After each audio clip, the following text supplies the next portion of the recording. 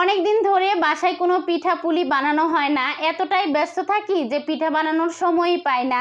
ঘরে একটা নারকেল ছিল, নারকেলটা নষ্ট হয়ে যাচ্ছিল, সেই জন্য ভাবলাম আজকে একটু পিঠা বানাই। আর যদি পিঠা বানাই তাহলে বাচ্চারা খাবে। আর আমার বাসায় না ওই রকম পিঠা পুলি বাচ্চারা তার বাবা কেউই পছন্দ করে না, সেই জন্য ওরকম বানানো হয় না। কিন্তু আমি অনেক ধরনের পিঠা বানাইতে পারি, কিন্তু ওরা পছন্দ করে না দেখে সেইভাবে পিঠা বানানো হয় না। তো আজকে 1 কেজি চাল গুঁড়ো করে নিয়ে আসছিলাম। পুলি পিঠার ডোটা আমি আগেই করে ফেলেছি, খুব সুন্দর করে পুলি পিঠাগুলো বানিয়ে ফেললাম। আর এদিক দিয়ে একটুখানি চিতই পিঠার ডো করে রেখেছিলাম। তো পুলি পিঠাগুলো ভাজা হয়ে গেলে এক এক করে নামিয়ে নিব। আর এদিক দিয়ে আমি গরম গরম পিঠা ভাজছিলাম, আর আমার 2 ছেলে খাচ্ছিল। ওরা আবার একটু গরম গরমই খেতে বেশি পছন্দ করে, ঠান্ডা হয়ে গেলে খেতে চায় না। আর চালের গুঁড়ির পিঠা কিন্তু ঠান্ডা হয়ে গেলে শক্ত হয়ে যায়, তখন কিন্তু চাবাইতেও অনেক বেশি কষ্ট হয়। তো চালের গুঁড়ির পিঠাটা গরম গরমই খেতে হয়। আর আজকে আমি এই পিঠার সাথে কোনো ময়দা দেইনি, ময়দা আর ডিম দিলে পিঠাগুলো একদম তুলতুলে হয়। যাই হোক, এই তো পুলি পিঠাগুলো ভেজে নিয়েছি, আর আমিও গরম গরম খাচ্ছিলাম, খুবই মজা লাগতেছিল। তারপরে আমি এখানে চিতই পিঠাগুলো বসিয়ে দিচ্ছি। আর চিতই পিঠার প্রথম খোলাটা যখন দিলাম আমি কিন্তু ভয় পাচ্ছিলাম যে পিঠা কি ফুলবে না ফুলবে না,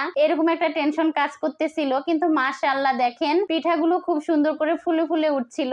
আর এরকম পিঠা যখন ফুলে তখন কিন্তু খুব ভালো লাগে, পিঠা বানাইতে ইচ্ছা করে। কিন্তু পিঠা যদি নষ্ট হয় তাহলে কিন্তু পিঠা বানানোর ইচ্ছা শক্তিটাই চলে যায়। তো আজকে আমার সবগুলো পিঠাই খুব ভালো হচ্ছে। তারপরে চিতই পিঠাগুলো ভেজে নিয়েছি। আর দুপুরে মুরগির মাংস রান্না করেছিলাম, সেই ঝোল দিয়ে চিতই পিঠা খাবো, সেই জন্য এইভাবে নামিয়েছি। অবশ্য আমার 2 ছেলে চিতই পিঠা দুধে ভিজাইলে বেশি পছন্দ করে। আর আজকে অল্প কয়টা পিঠাই বানিয়েছিলাম, সেই জন্য আর দুধে ভিজানো হয়নি। তারপরে পিঠা বানানো হইলে এই তো আমরা সবাই মিলে বসে খাচ্ছিলাম। আর পাশের রুমের ভাবিদের ঘরেও পিঠা দিয়েছি। তো আজকের ভিডিওটা আমি এখানেই শেষ করছি। এতক্ষণ ধৈর্য ধরে ভিডিওটা দেখার জন্য ধন্যবাদ সবাইকে। আসসালামু আলাইকুম, আল্লাহ হাফেজ।